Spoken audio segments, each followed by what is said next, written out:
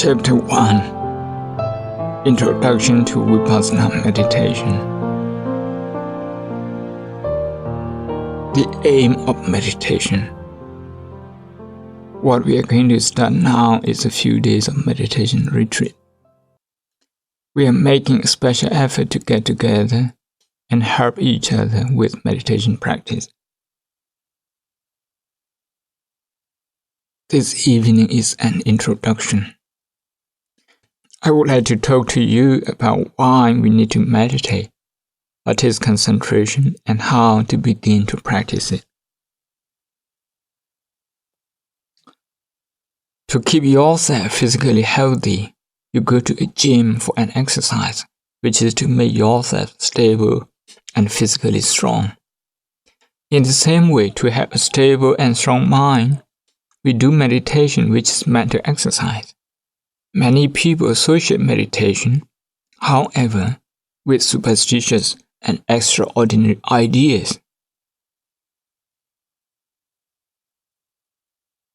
But generally, meditation in Buddhism is a mental training. It may help us to understand meditation better by thinking of mind metaphorically as a scene from nature. Before we do that, please bear in mind that the mind cannot be compared with anything we can see with our eyes. The mind is so quick, wonderful, complicated, and also mysterious.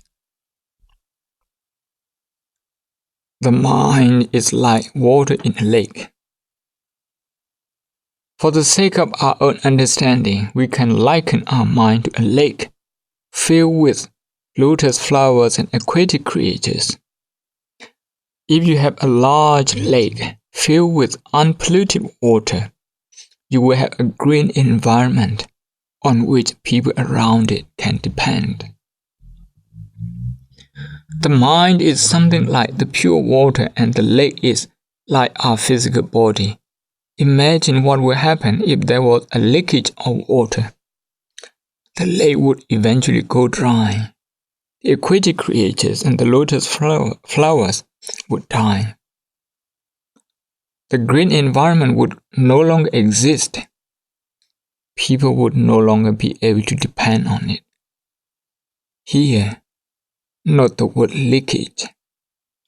It suggests that the water is draining away without your knowledge.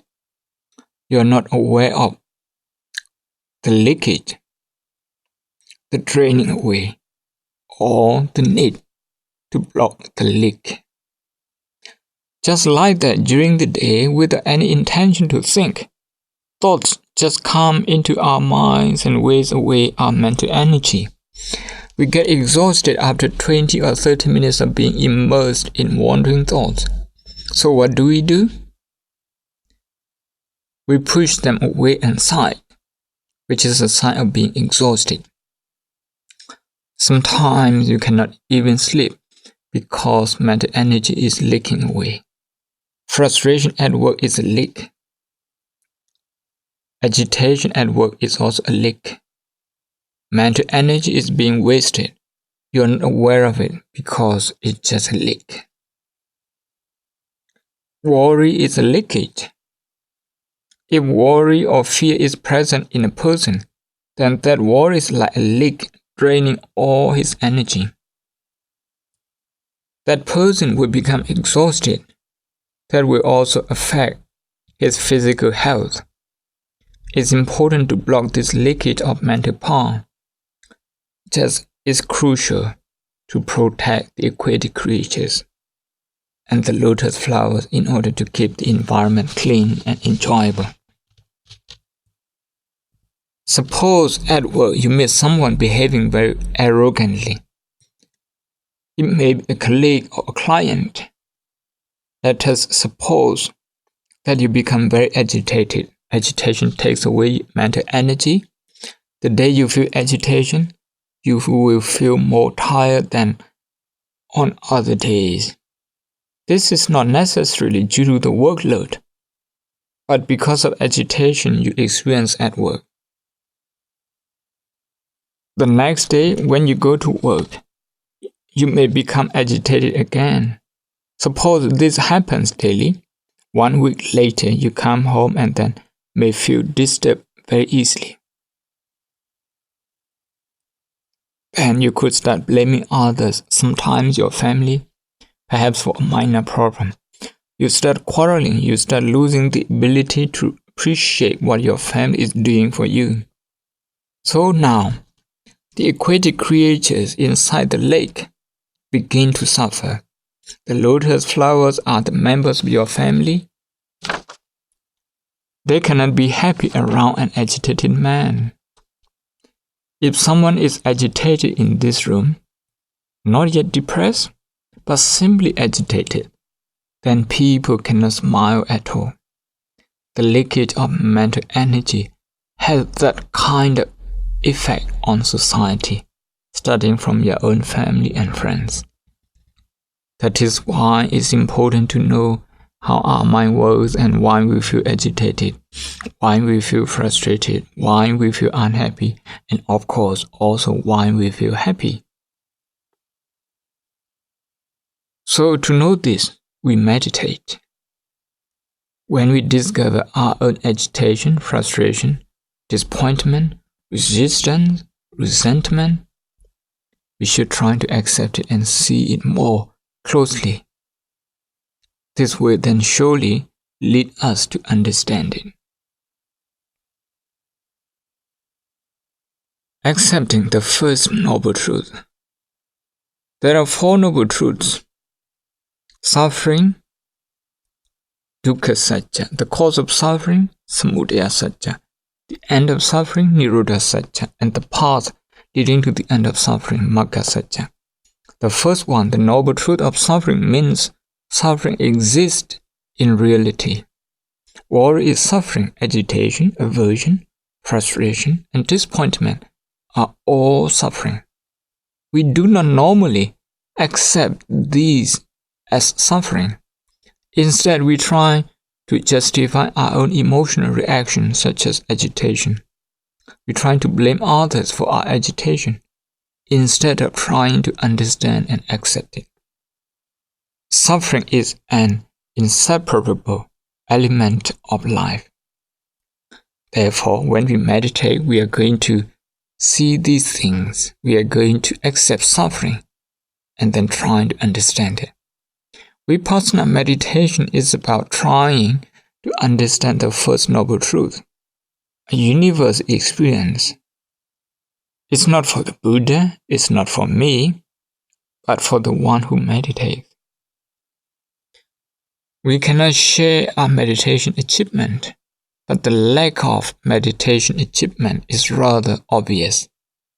The state of our mind in relation to our environment will be reflected or indeed determined by whether or not we meditate. This is why it's important to meditate.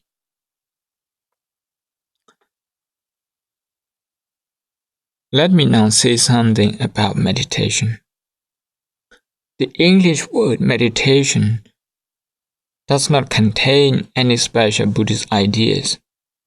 Some people think that meditation is to sit quietly, closing your eyes, thinking only what is good in your life, ignoring all that is bad, cultivating an optimistic view.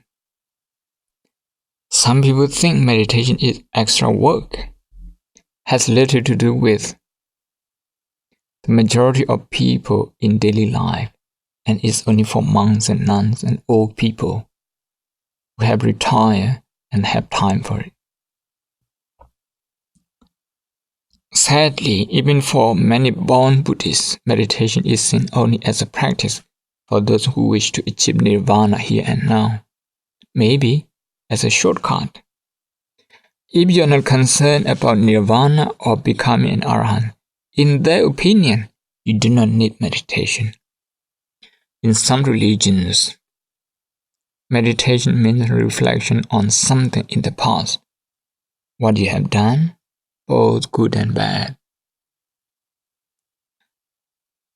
In our case, in the case of Buddhist meditation, to understand meditation, we have to go back to the original word in the Pali language, which is Bhavana.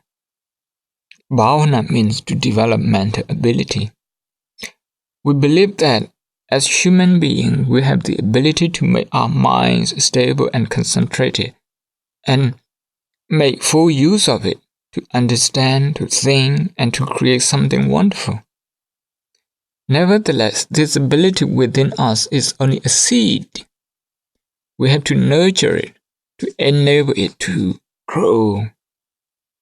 Although we have the ability to be mindful, to be concentrated, and to understand, like seed, which means a seed, it will not become a plant until you grow and nurture it. The mind remains undeveloped without proper mental exercise. The technique to do is called meditation. The technique to develop the mind. When we meditate, we explore and we try to discover how the mind works. The technique was discovered and taught by the Buddha, but we have to see it for ourselves. We need a technique to develop our mind, our mental energy, like the way we develop our muscles in our body.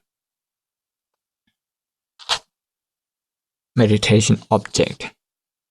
We are going to practice Vipassana, Bhavana, or mindfulness meditation. From now on, I shall describe the technique. The object of meditation is very important. In 1995, when I went to Daunji in Shanxi, the Union of Burma, I met one of my devotees who had been meditating for quite some time. He did not understand the concept of meditation object. He expected me to tell him the best meditation object. I told him that the object that arises at the present moment is a good meditation object. Anger is a meditation object if you are aware of it. Jealousy is a meditation object. Stress is a meditation object. Breathing is another meditation object. And the Buddha is also a meditation object. I did not have the impression that he made anything of my answer. I was theoretically, in broad terms, saying the whole world is a meditation object. When you go to work as a doctor, all that you see, all that you experience, your patients, your colleagues, your work, a hospital, everything is a meditation object. The sixth sensory world. How do we perceive objects? We perceive them through our eyes, our ears, our nose, our tongue, our body, and our mind. From the meditation point of view, there are 6 worlds. The seeing world, the hearing world, the smelling world, the tasting world, the touching world, and the thinking world. The first 5 are physical and the last is mental. Everything that you perceive through these 6 senses is a meditation object. Whatever comes into your mind is a meditation object. Whatever you see is a meditation object. You are now sitting and your body is touching the floor. That touch is a meditation object. You are hearing my voice, which is another meditation object. There is nothing that cannot become a meditation object. We experience the world in only these 6 ways.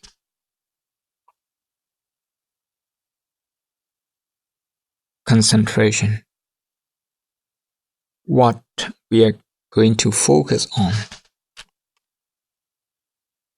We have only one mind, but we have to cope with 6 objects.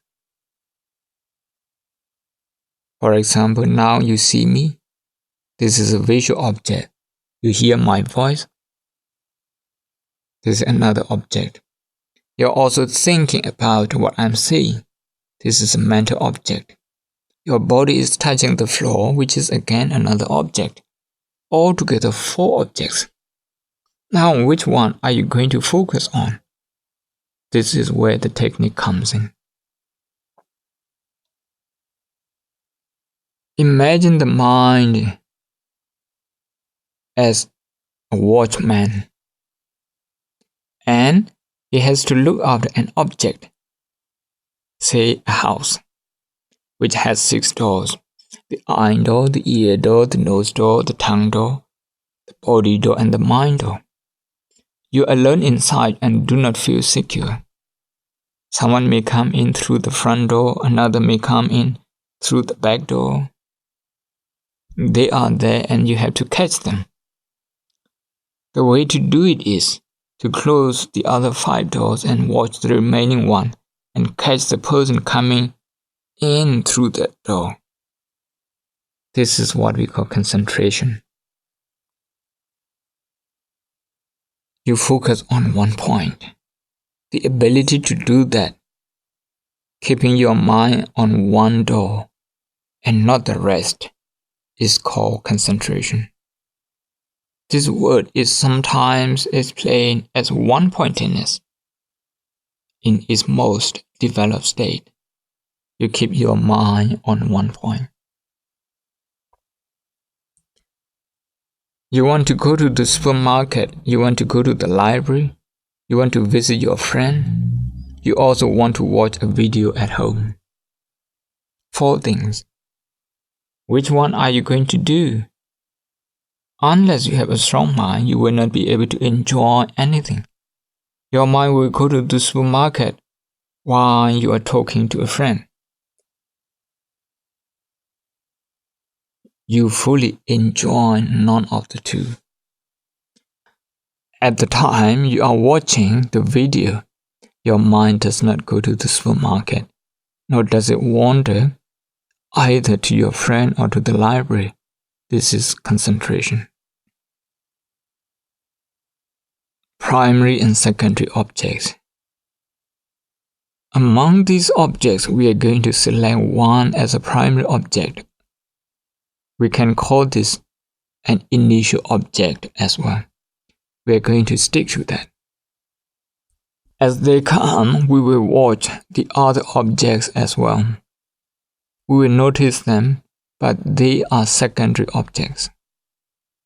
Primary object and secondary objects. If you have done meditation before and you have been given a certain meditation object as a primary object, you can keep to that. Otherwise, we are going to choose breathing in and out as initial object. As you breathe in, you will say mentally breathing in. As you breathe out, say breathing out. Breathing in, breathing out, breathing in, breathing out. This is your primary object. However, this primary object is not the only meditation object. You do not shut yourself off from other objects altogether. It's not possible to do that. As they come in, whatever the object, you're going to note them, meaning to register them in your mind. Instruction on sitting posture. Now I will begin giving instruction. Please sit comfortably. First, I will say something about posture. When you sit, do not cross your legs unless you are used to doing that before and have indeed found that you have no problems with that. It's better to keep your legs apart but touching each other. If you keep them crossed, they can produce heat and pain, and later unnecessary stress and distraction. If you keep them apart, you may move them unconsciously as the pressure of the time builds up. You're not supposed to move immediately or frequently, although you can do so at some point. This is to develop patience and determination. Keep your spine upright and look straight ahead of you. Regarding your hands, do not keep the back of one hand in the palm of the other, as this can produce heat and cause distraction. Keep your fingers together. You can keep them crossed or just place one on top of the other. If you keep your body straight, that will maintain your posture. If you feel your body slumping forward, try to straighten it, but do it slowly and mindfully. Now you are going to keep your eyes closed, not tightly but merely closed. If you close your eyes tightly, it will make your mind wander. You just close them lightly. Breathing. Focus your mind on your nostrils. Start breathing in and out normally. As you breathe in, say in your mind, breathing in. This means you are naming the object. You are labeling the object. As you breathe out, say in your mind, breathing out, breathing in, breathing out, breathing in, breathing out. During the course of breathing in and out, if your mind goes somewhere, say it goes to the hospital, and you see the hospital. Now you release your mind from breathing and take note of the hospital. When you see the hospital in your mind, you should willingly note seeing 3 or 4 times. After that, come back to breathing. Register the image of the hospital willingly. Then, start breathing in, breathing out again. Register breathing in, breathing out, breathing in, breathing out. In the meantime, if you hear somebody talking to you in your mind, you should keenly register hearing, and hearing 3 times or 4 times, and then come back to your primary object, which is breathing in and breathing out. If you hear the ticking of the clock, you focus on that direction and wholeheartedly note hearing 3 or 4 times. And then come back to the breathing again. If you hear that sound again, you go back to the sound and note hearing.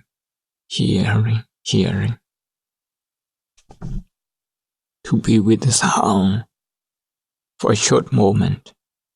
To register it, having registered that, return to your primary object.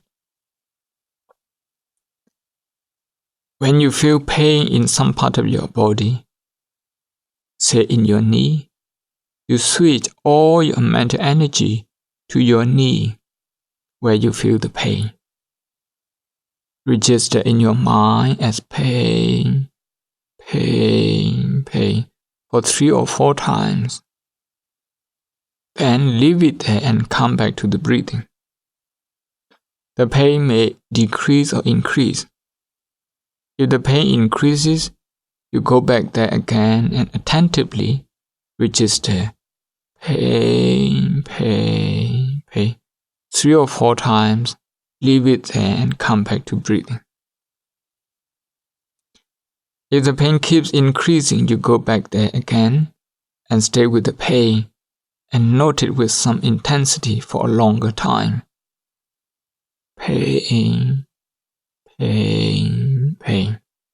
If the pain makes you impatient, then register impatience. This is impatience. Or agitation. This is agitation. And then come back to breathing. If you feel cold, you note cold. If you feel numbness, do not change your posture immediately. Try to stay with numbness as long as possible and note numbness, and then Leave it there and come back to breathing.